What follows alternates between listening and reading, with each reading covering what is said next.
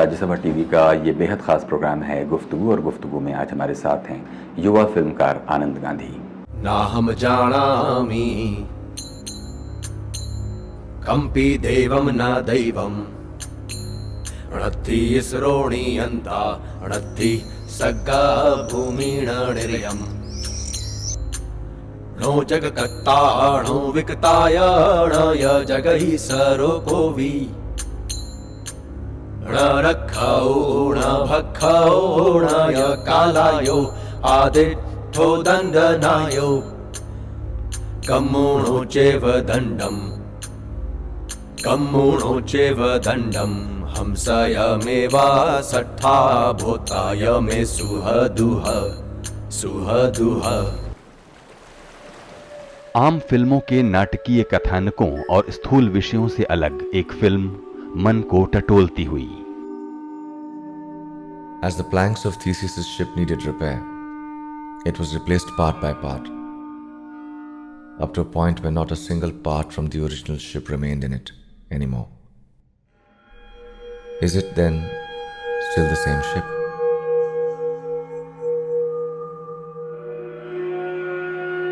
If all the discarded parts were used to build another ship, which of the two, if either, is the real ship of Theseus? अपनी पहली feature film ship of Theseus से दुनिया भर के सार्थक cinema प्रेमियों का ध्यान खींचने वाले आनंद गांधी ने फिल्म कला को उसकी सीमाओं से मुक्त कराने की एक कामयाब पहल की है। आप दवाई क्यों नहीं लेते हैं? मैं देखूं? क्योंकि कोई विकल्प ही नहीं है, हर दवा के पीछे पशु इंसान। पर आपके लेने ना लेने से क्या फर्क पड़ता है? तो फिर किसी भी चीज से क्या फर्क पड़ता है? मुंबई में पैदा हुए और यहीं पले बढ़े 33 वर्षीय आनंद गांधी की जिंदगी दिलचस्प उतार चढ़ावों की गवाह है। अपनी पहली ही फीचर फिल्म में परत दर परत पेचीदा सवालों और बहसों को पिरोते हुए आनंद गांधी ने अपनी दार्शनिक जिज्ञासाओं, कलात्मक अनुभूतियों और अभिव्यक्ति की बेचैनियों को जिस अनुशासन के साथ एक ढांचे में फिट किया है, उसने भारत में सिनेमा के सामने नई जिम्मेवारी प्रस्तावित की है। मैं अच्छा खाता हूँ, अच्छा पीता हूँ, जिन लोगों के बीच में उठता बैठता हूँ मेरा सम्मान करते हैं। इतना काफी है? मेरे लिए काफी है। जिंदगी इतनी विशाल है, दुनिया में कितना कुछ है। मुझे नहीं है जानने की इच्छा, तो इससे क्या मैं बुरा आदमी हो जाता हूँ? शिप ऑफ थीसियस बनाने से पहले आनंद गांधी 2 छोटी फिल्में राइट हियर राइट नाउ और कॉन्टिन्यूअम बना चुके हैं। ये देख, क्या है? देख इधर आ, देख। क्या है ये नहीं।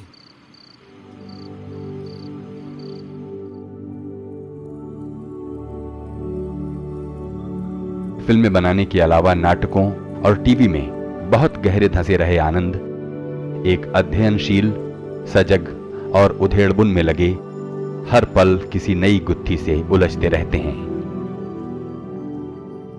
आनंद जी, बहुत बहुत स्वागत है प्रोग्राम में। धन्यवाद।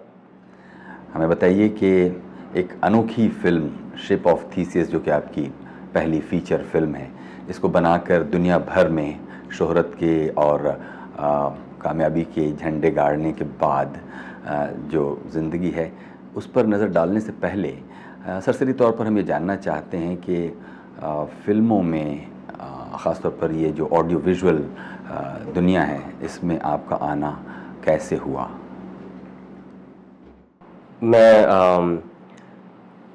मैं बचपन से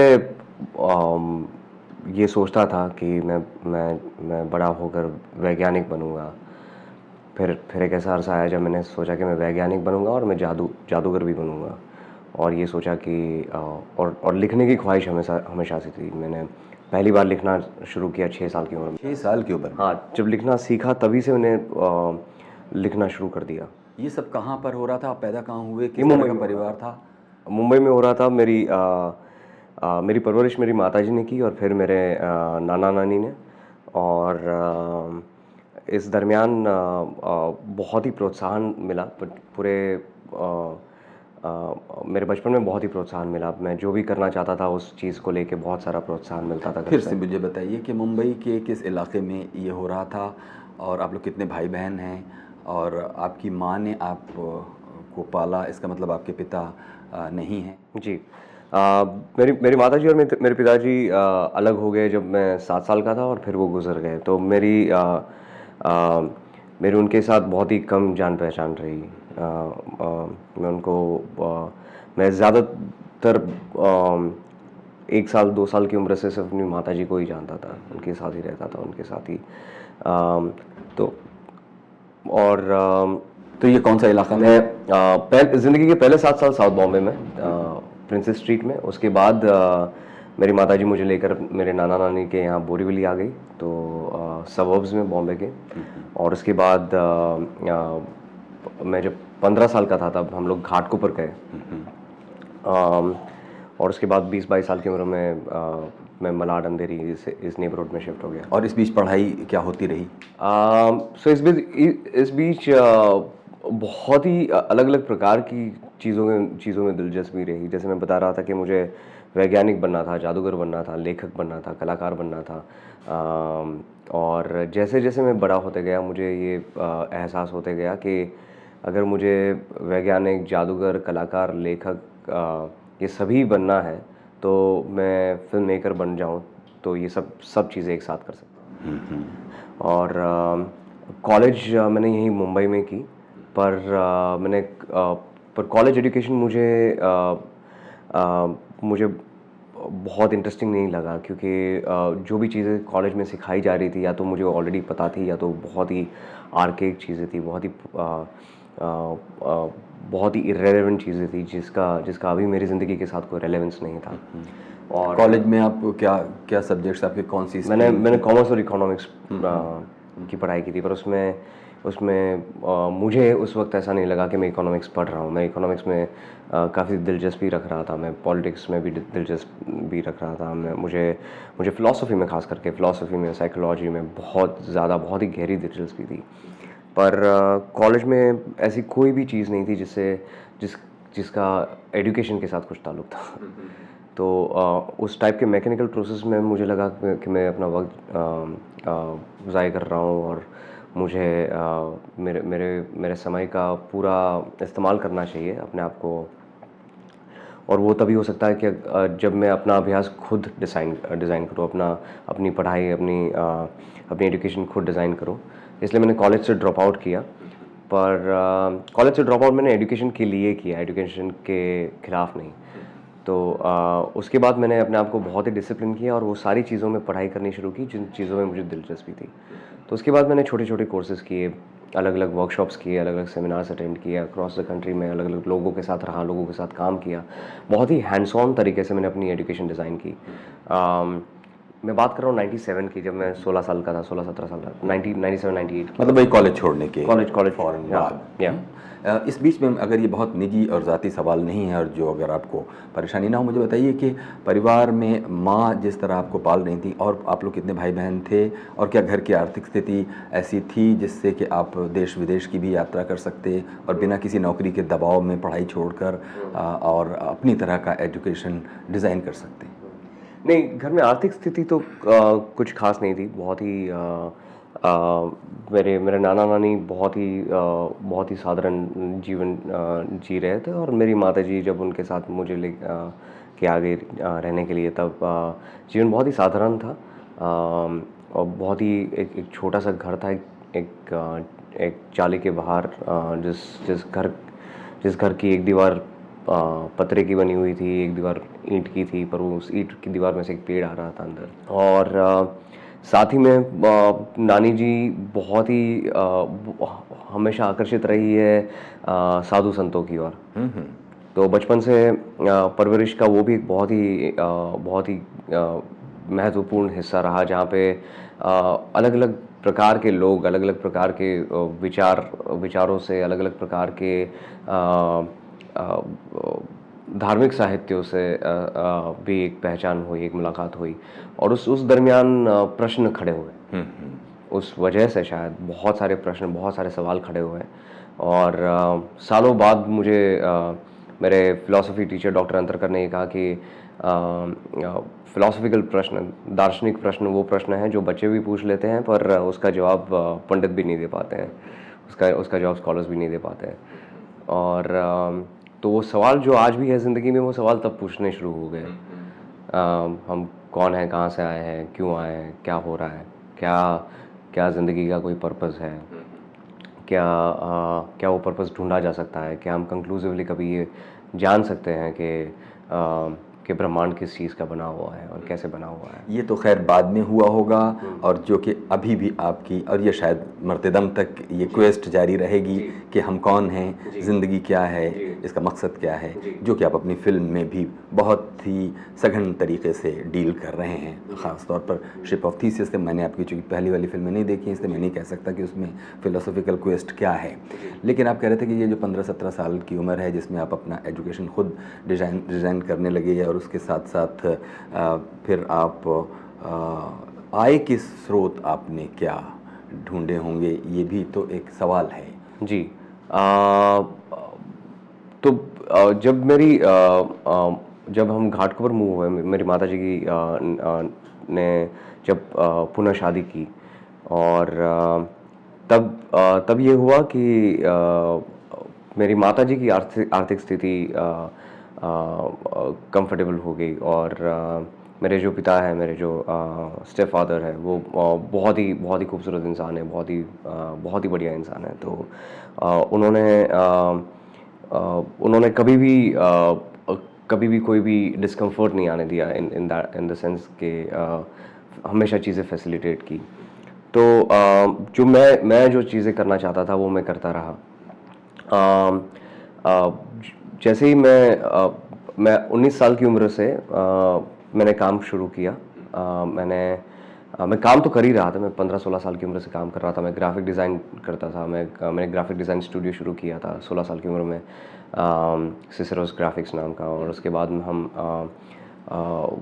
वो पहला डिज़ाइन स्टूडियो था जो उस नेबरहुड में जो फोटोशॉप और ये सब चीज़ें लोगों को सिखाते थे, ये टूल सिखाते थे हम लोगों को। तो उसमें उस वजह से मेरी मुलाकात बहुत ही अमेजिंग लोगों से हुई। उस वजह से मेरी मुलाकात अभय मेहता से हुई, जो उस वक्त डबल पावर प्रोजेक्ट के खिलाफ, एनरॉन के खिलाफ पब्लिक लिटिगेशन लड़ रहे थे। और वो एक विसल ब्लोइंग वेबसाइट चलाते थे तब, altindia.net करके। तो उनके साथ मैंने काम शुरू किया, उनके साथ जुड़कर मैंने चीज़ों को सीखना शुरू किया। उसके साथ साथ आलोक उल्फत से मुलाकात हुई, तो रंगमंच उनके साथ मैंने शुरू किया। और जो मैंने कुछ ऐसे नाटक लिखे जो अलग अलग प्लेटफॉर्म्स पे रजू किए गए, प्रस्तुत किए गए, और वो उनको बहुत ही सराहना मिली, बहुत सारे अवार्ड्स मिले, और उसके साथ नाटक मेरा ख्याल है कि किसी पॉलिटिकल एक इंटरवेंशन के लिए लिखे गए या नहीं। नाटक हमेशा जो मूल इंटरेस्ट रहा है, जो सेंट्रल इंटरेस्ट रहा है फिक्शन लिखते वक्त, भले वो रंगमंच हो या कहानी हो, कुछ भी हो, वो हमेशा से दार्शनिक रहा है, हमेशा से तत्वज्ञान का रहा है। और जो प्रश्न रहे वो तत्वज्ञान के रहे हैं, दार्शनिक रहे हैं। तो नाटक भी उसके आसपास ही लिखे जाते थे मेरे से। तो जो पहला नाटक लिखा था मैंने, जो अलग अलग जगहों पे परफॉर्म हुआ और काफ़ी अवार्ड्स मिले, काफ़ी सराहना मिली, उस नाटक का नाम था सुगंधी। वो एक एकांकी नाटक था, 40 मिनट का नाटक था। उसको बहुत सारे अवार्ड्स मिले, नेशनल लेवल पे प्राइजेस मिले वगैरह। और वो उस नाटक की वजह से बहुत लोगों को मेरे काम के बारे में पता चलने लगा। तो उसे कुछ और काम मिला, जो और वैसा काम मिला जो मैं करना चाहता था, जो मैं लिखना चाहता था। उस दरमियान टेलीविज़न के साथ एक स्टिंट हुआ, जहाँ पे 19 और 20 साल की उम्र के बीच में 1 साल टेलीविज़न के लिए लिखाई की मैंने, 2 सीरियलें लिखी मैंने तब। और वो बहुत ही अच्छा एक्सपीरियंस रहा, बहुत ही इंटरेस्टिंग अनुभव था वो मेरे लिए, देखना कि जो मेरी लिखाई है उसे मैं एक बहुत ही अलग ढांचे में कैसे लिख सकता हूँ, या एक बने हुए ढांचे में, एक ढांचा जिसमें ऑलरेडी एक एक्सपेक्टेशन है, ऑलरेडी एक प्रकार की दुनिया है, उस दुनिया में मैं एज ए लेखक क्या कर सकता हूँ। लेकिन आप ये दो दो सीरियलों की चर्चा करते हुए बहुत जल्दी भाग खड़े हुए।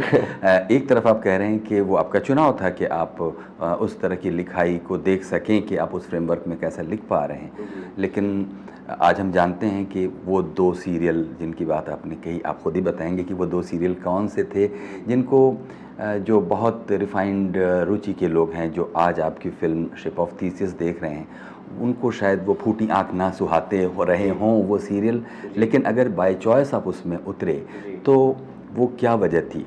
अपेरेंटली ये लग सकता है कि हो सकता है आप कुछ पैसे बनाने के लिए उतरे हों, लेकिन मुझे बताइए कि वो दो सीरियल कौन से थे जिनमें आपने, क्योंकि वो शायद भारतीय सोप ओपेरा हिस्ट्री में सबसे लंबे सीरियल भी थे, तो मुझे बताइए उसका अनुभव क्या है?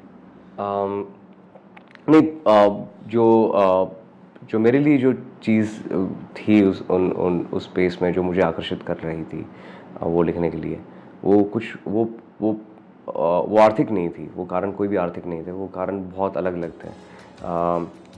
तो मैंने क्योंकि सास भी कभी बहू थी कि पहले के 80-85 एपिसोड्स के संवाद लिखे और कहानी घर घर की के पहले कुछ 50 एपिसोड्स की पटकथा लिखी, कथा पटकथा लिखी। पर साथ साथ में मैं और चीज़ें करके देखना चाहता था। मैं ऐसे भी नाटक बना रहा था जो बहुत ही अलग थे जो चीज़ें मैं कर रहा हूँ। मैं ऑब्जर्विस्ट थिएटर भी कर रहा था, मैं फिज़िकल थिएटर भी कर रहा था। उसके साथ साथ मेरी विज्ञान में रुचि बढ़ रही थी, मेरी फ़िलासफ़ी में जो रुचि थी वो एक स्तर पर पहुँच चुकी थी, वो काफ़ी इन्फॉर्म्ड हो चुकी थी तब तक। तो मैं बहुत सारी चीज़ों के साथ प्रयोग कर रहा था। तो ये एक तो मेरे लिए बहुत बड़ा प्रयोग था, ये देखना कि इस ढांचे में, इस मॉडल में, इस स्ट्रक्चर में जाकर क्या किया जा सकता है और क्या मैं ऐसा कुछ लिख सकता हूँ, ऐसा कुछ लिखने के काबिल हूँ जो बहुत सारे दर्शक देखेंगे और पसंद करेंगे, कि क्या मैं सिर्फ वो चीज़ ही लिखने के काबिल हूँ जो सिर्फ 100 लोग दुनिया में समझ पाएंगे या एक्सपीरियंस कर पाएंगे, अनुभव कर पाएंगे। तो मैं देखना चाहता था एक तो कि मेरी रेंज क्या है, मैं दोनों जगह से अपने आप को स्ट्रेच कर रहा था।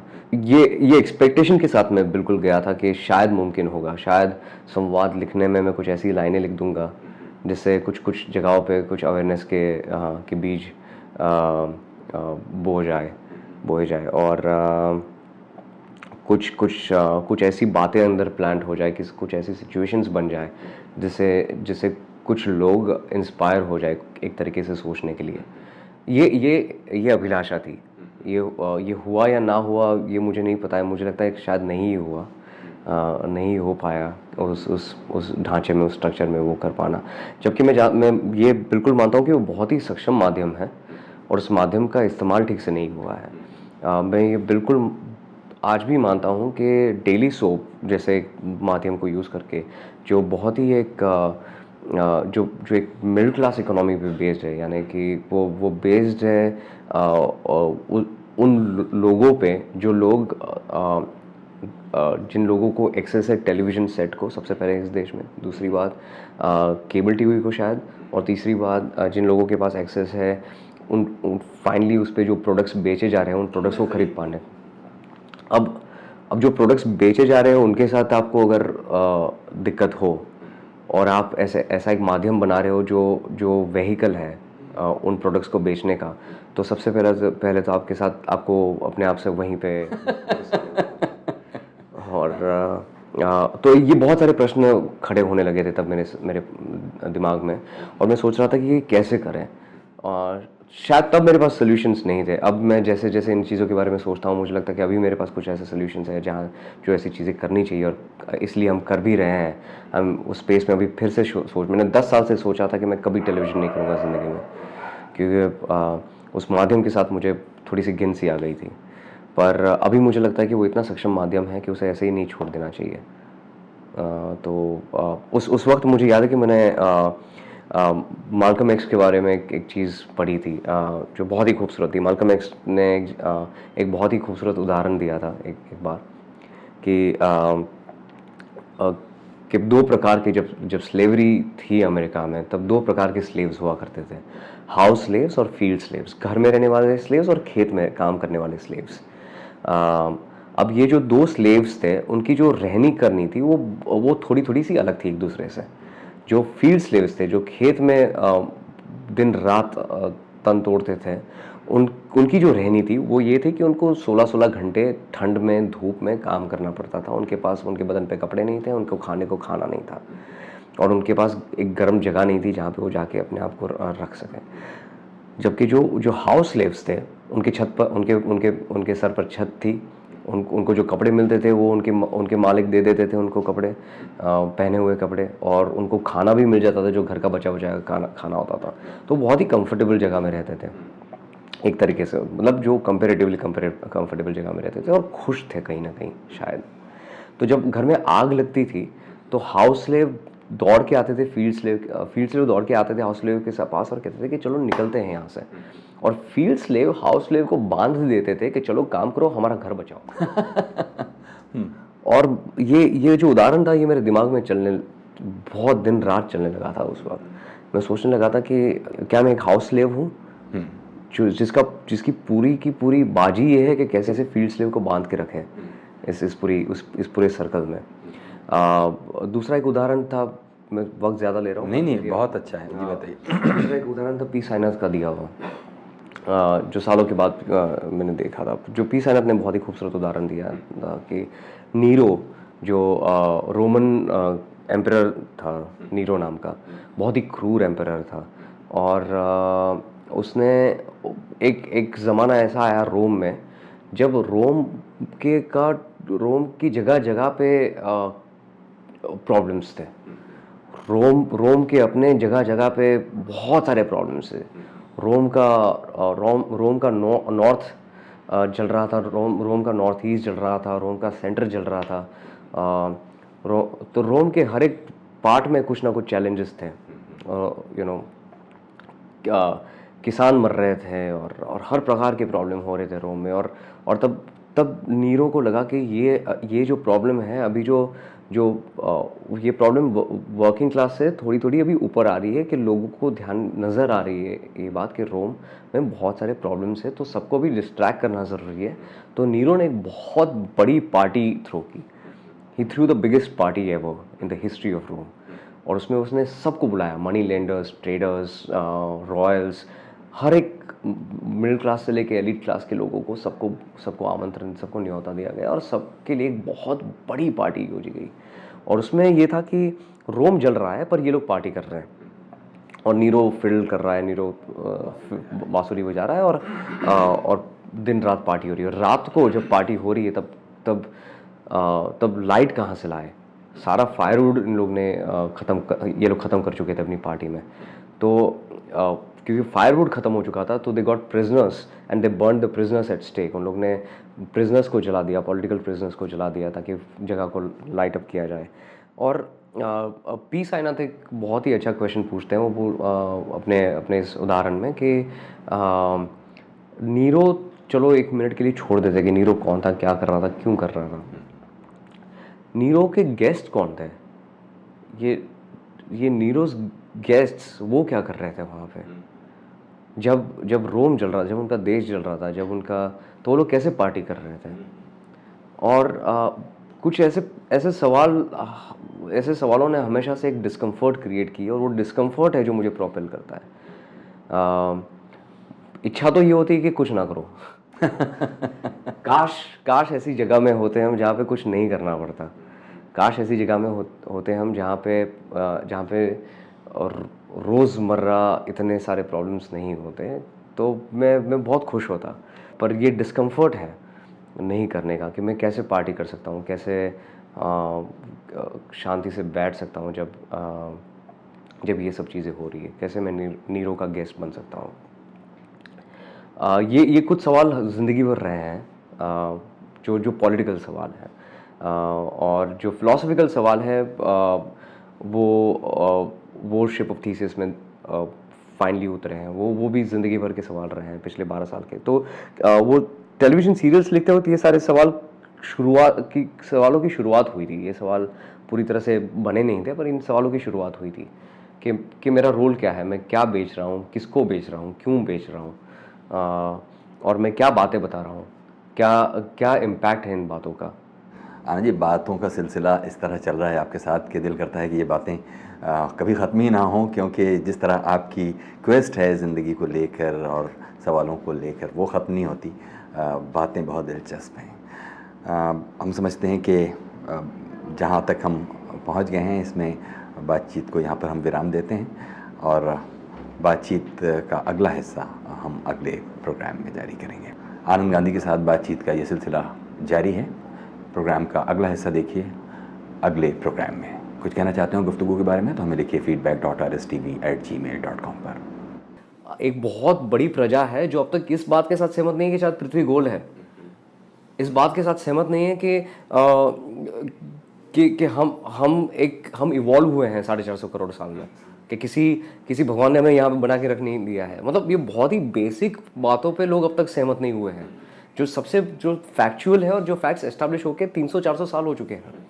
तो हम जो बात कर रहे हैं कि हम किस तरह का साहित्य पढ़े, किस तरह का सिनेमा देखे, तो वो तो बहुत बात की बात हो जाती है। यहाँ तो बेसिक चीज़ें अब तक जगह पे नहीं है।